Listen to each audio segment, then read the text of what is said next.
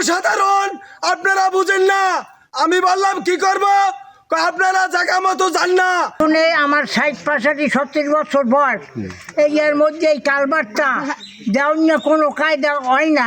আমার বাচ্চা নিয়ে মাদ্রাসায় আসতে আমার বর্ষার দিনে অনেক কষ্ট হয়, কারণ যখন বর্ষা নামে বাচ্চা নিয়ে মাদ্রাসা আসি তখন অনেক সময় পাশা খেয়েও পড়ে যায়।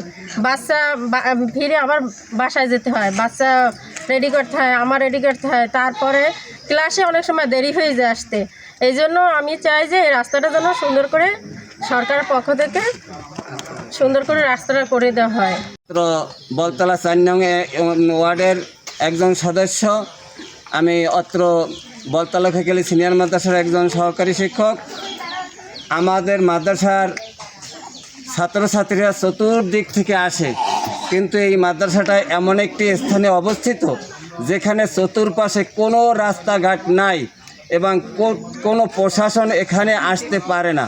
সেহেতু আমরা এমন একটি দুর্গম এলাকায় বাস করি, রাস্তাঘাট বলতে কিছু নাই, যার কারণে আষাঢ় শ্রাবণ মাস আসলে এই এলাকায় চলা।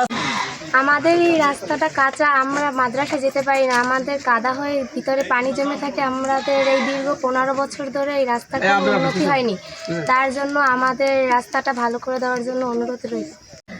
আমার বাচ্চা নিয়ে মাদ্রাসায় আসতে আমার বর্ষার দিনে অনেক কষ্ট হয়, কারণ যখন বর্ষা নামে বাচ্চা নিয়ে মাদ্রাসা আসি তখন অনেক সময় পাশা খেয়েও পড়ে যায়।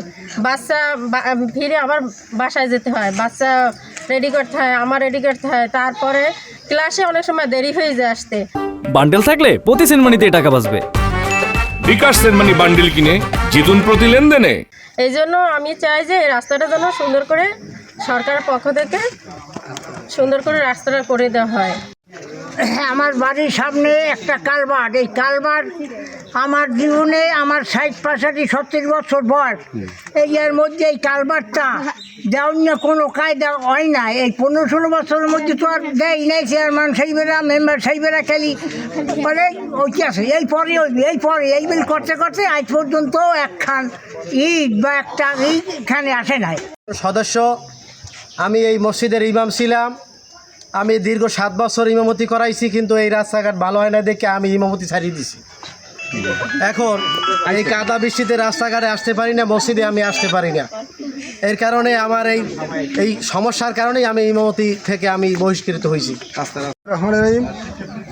নবলক্ষ্মীর ব্রিজ হইতে এই হারুন খাঁর বাড়ির দরজা এবং সালাম ডাক্তারের কালভার্ট পর্যন্ত রাস্তা খুবই বেতাল, প্রত্যেক জোবায় তলিয়ে যায় এবং এলাকার হাজারো মানুষ দুর্ভোগ। মাদ্রাসার পশ্চিম সাইডে কালভার্ট ভেঙে পড়েছে আজকে 16 বছর, 0 সাইজের কালভার্ট দিয়েছে, ওইখানে কোনো মেম্বার চেয়ারম্যান বা উপজেলার কর্মকর্তা কখনো খেয়াল রাখে নাই।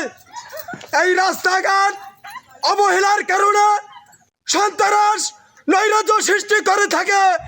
এই বলতলা গ্রামে, এই বলতলা এই সামাদ মাস্টারের বাড়ি গত বছর মাহফিলের দিন 2টি ঘরে আগুন দেয়।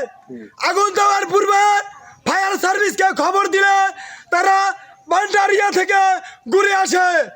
ফায়ার সার্ভিস কর্মীরা বলছে এই জায়গার জনসাধারণ আপনারা বুঝেন না। আমি বললাম কি করব, আপনারা জায়গা মতো যান না।